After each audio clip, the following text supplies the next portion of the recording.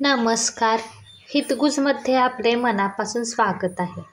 आज आपण सृष्टीच्या आरंभापासून पूजली जाणारी विंध्यवासिनी माता हिच्याविषयी माहिती जाणून घेणार आहोत. ज्येष्ठ शुद्ध षष्टीला आरण्यषष्ठी असे म्हणतात. त्या दिवशी विंध्यवासिनीची षोडोपचारे पूजा केली जाते.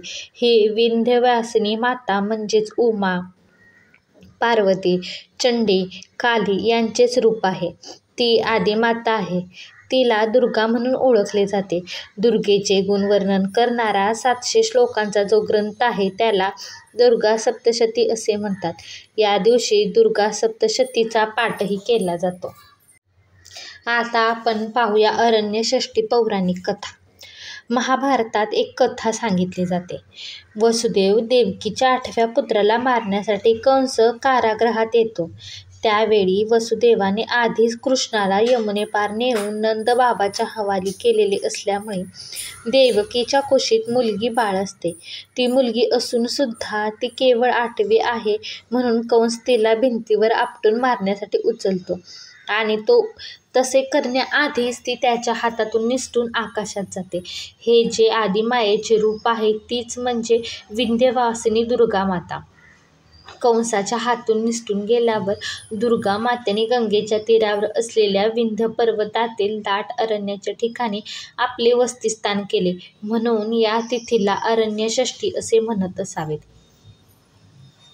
उत्तर प्रदेशात मिर्झापूर जिल्ह्यात विंध्य पर्वतावर दुर्गा मातेचे मंदिर आहे. या दिवशी तेथे तिची विशेष रूपाने पूजा अर्चा केली जाते. महाराष्ट्रात चिपळूणजवळ सह्याद्री पर्वताच्या डोंगर रांगांमध्ये विंध्यवासिनीचे मंदिर आहे.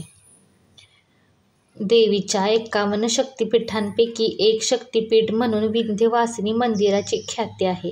उत्तर प्रदेशच्या मिर्झापूर येथील हे माता विंध्यवासिनी मंदिर सिद्धपीठ म्हणून ओळखले जाते. गंगा नदीच्या काठावर असलेली ही माता सृष्टीच्या आरंभापासून असल्याची माहिती भाविक देतात. विंध्याचल पर्वतरांगांमधील मातेचे हे अत्यंत जागृत असे मंदिर आहे. एरवीही या विंध्यचल माता मंदिरात भक्तांची गर्दी असते. मात्र नवरात्रीच्या 9 दिवसांमध्ये मातेच्या दर्शनासाठी अक्षरशः भक्तांचा पूर येतो. त्यामुळेच 9 दिवस अहोरात्र हे मंदिर चालू असते.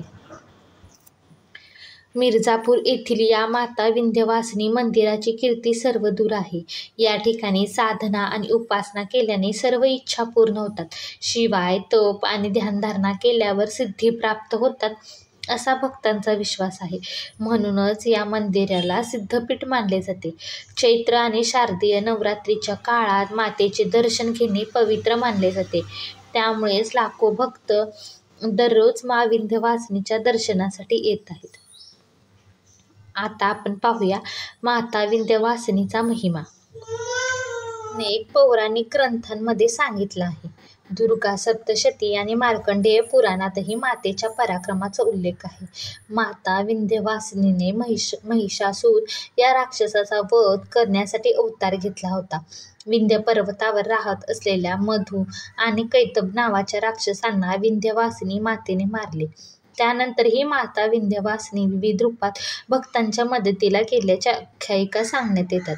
मातेचा कायम वास या मंदिर परिसरात असतो अशी भक्तांची श्रद्धा आहे. शारदीय आणि वासंतिक नवरात्रींमध्ये माता 9 दिवस मंदिराच्या छतावरील ध्वजात विराजमान असते. मातेचा हा ध्वज सोन्याचा आहे. माता विंध्यवासिनीची यात्रा ही 3 स्वरूपात पूर्ण झाल्याची मानण्यात येते. या मंदिर परिसरातच अन्य देवतांची मंदिरेही आहेत. या मंदिरांना भेट दिल्याशिवाय माता विंध्यवासिनीचा आशीर्वाद प्राप्त होत नाही असे सांगितले जाते.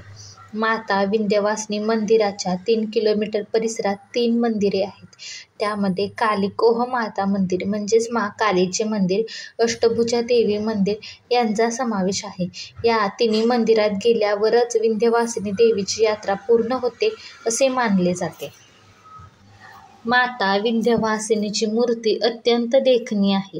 16 पाकळ्यांच्या अष्टकोनी कमळच्या मध्यभागी माता विंध्यवासिनी विराजमान आहे.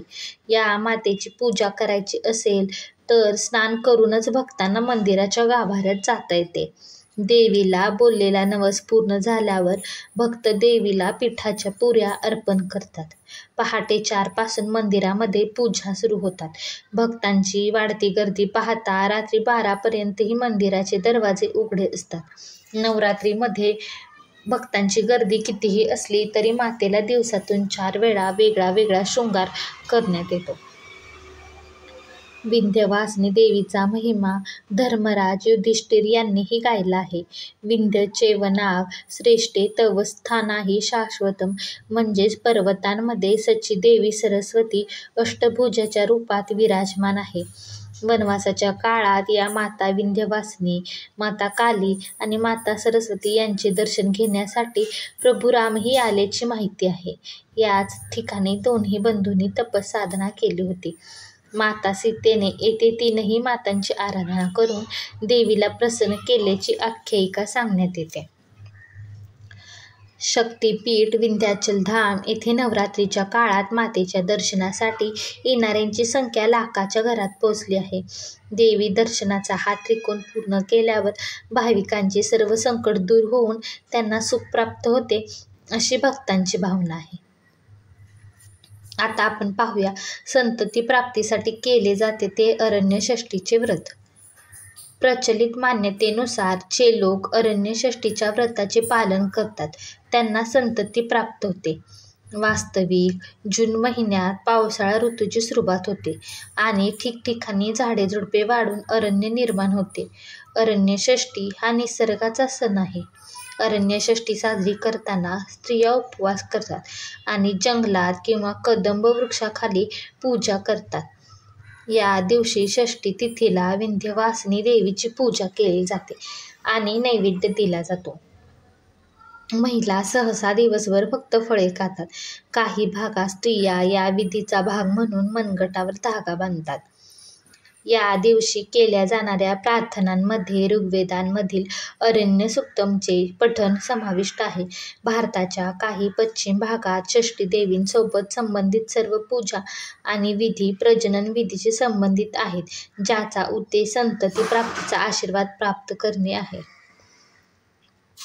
प्राचीन काळी या विंध्याचल पर्वताच्या क्षेत्रात मोठ्या प्रमाणावर हिंस्र प्राण्यांचा वावर होता. त्यामुळे या मंदिरात जाणाऱ्या भक्तांची संख्याही कमी होती. पण अलीकडच्या काळात या भागात अनेक धर्मशाळा उभारण्यात आलेल्या आहेत. येथे भाविक राहू शकतात. शिवाय विंध्याचल पर्वताच्या आधाराने अनेक टाकूही राहत असत. आता त्यांची दहशतही कमी झाल्याने भाविक या मंदिरात मोठ्या संख्येने येत आहेत. हा व्हिडिओ तुम्हाला आवडला असेल तर व्हिडिओला लाईक करा, शेअर करा आणि चॅनलला सबस्क्राईब करा. भेटूयात पुन्हा अशाच एका छानशा व्हिडिओसोबत. तोपर्यंत धन्यवाद.